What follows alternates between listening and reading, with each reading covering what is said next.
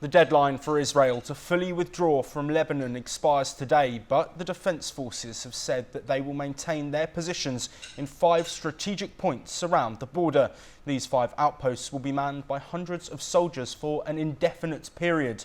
Israel's continued presence inside Lebanon has led to fears that the conflict may resume. Hezbollah has already indicated that it may resume the fighting.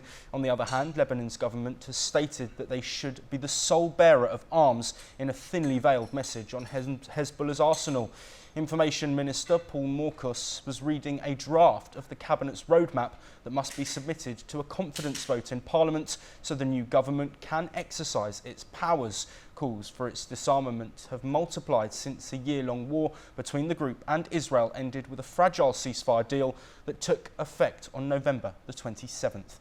Joining us first to discuss this topic is Ambassador Mark Sofer, a former Israeli ambassador to India, who's joining us from Israel. Mark, thank you for your time. Is this sort of the 5 outposts that Israel is going to have with military forces stationed across the Lebanon border? How vital is that in order for safety and stability in the region? Well, I can't talk on behalf of the Israeli government. On the contrary, I'm actually very critical of it. But I can say, as far as the Israeli people is concerned, territorial integrity of Lebanon is in Israel's best interest. It's in Lebanon's best interest. And I think it's very achievable. So if there are a number of posts or outposts which have been set up right now just to make sure that the Hezbollah does not return to the Shiite villages in the south and once again endanger the Israeli civilians who will be moving back in a couple of weeks into the northern villages of Israel, I think that this is something which we should work out with the French and the Americans, who are the 2 major outside actors in Lebanon. And I do think it's a solution. Lebanon's territorial integrity is, as I said earlier, crucial, I think, for Lebanon, for Israel, and I think for the region as a whole, and the possibility of moving forward for the Lebanese people. Now that the Hezbollah has been so decimated, Iranian influence in Lebanon has basically come to a standstill. And as you said, the possibility that Hezbollah will be disarmed is very much on the cards. Also joining us is Professor Rohan Gunaratne, a Middle East affairs expert, joining us from Singapore. Professor Gunaratne, thank you also for your time. We have seen strikes in Lebanon from Israel, which is something that we've seen when there have been peace sessions going on in the past. Prior to anything being agreed, there has been action. Do you think this is helpful to the situation, or is this vital for Israel to do in order to make sure that Hezbollah can't come back once their troops are out of the country? The Lebanese military is being strengthened by the United States to keep the Lebanese Hezbollah at bay. But at the same time, the Lebanese Hezbollah is a very well-entrenched entity. That is why IDF is keeping a number of posts behind in Lebanon before it withdraws. And just before its withdrawal started, the IDF eliminated the Hamas chief of operations in Lebanon, who was planning a number of terrorist attacks. So you can see that the security of Lebanon, the stability of Lebanon is vital for the security of Israel. But at the same time, it is so important for Lebanon and Israel and the United States to talk so that the military successes against the Lebanese Hezbollah can translate into a political and diplomatic victory. At this point, Lebanese Hezbollah still remains capable, strong. Iran continues to back them and support them.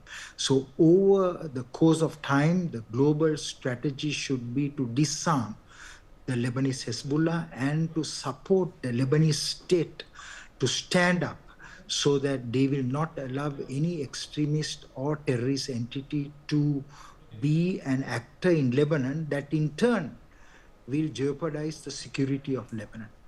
Also with us is senior journalist Gautam Mukherjee. Gautam, thank you for being here. Do you think that this ceasefire deal between Israel and Lebanon can be used as a potential framework for the war between Israel and Hamas in Gaza, or is the situation there too far past this level of ceasefire? Well, it remains to be seen, but I think with increased pressure from the United States in Gaza, it is very difficult for the Hamas, such as it is, and the other splinter groups to do very much. In fact, if they try, they will be, it will provide a further excuse for more intensive attacks from Israel. As far as Lebanon, Hezbollah goes, uprooting them, root and branch, is a tall order. I agree with the previous speaker, and that is why Israel continues to man its northern borders and occupies some of the territory of Lebanon. The new government is yet to be ratified in a sense. It has to win a trust vote, and it is in any case made up of different factions of Shia Muslims and Christians. It is difficult for this to meld, especially since this is the first government in over 2 years.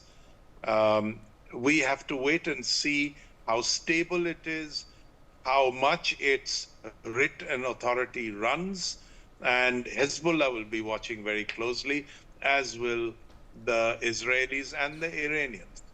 Professor Gunaratne, before we move on, of course, these forces, these Israeli forces, are meant to be in these 5 posts indefinitely. Do you think that that means they will always be there, or are we looking at a true transition away from militarization in the area?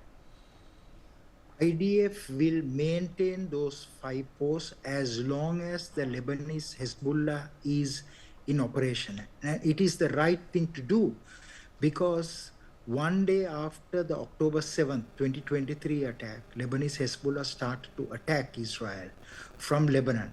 So the Israeli forward presence is vital for the security and stability of Israel.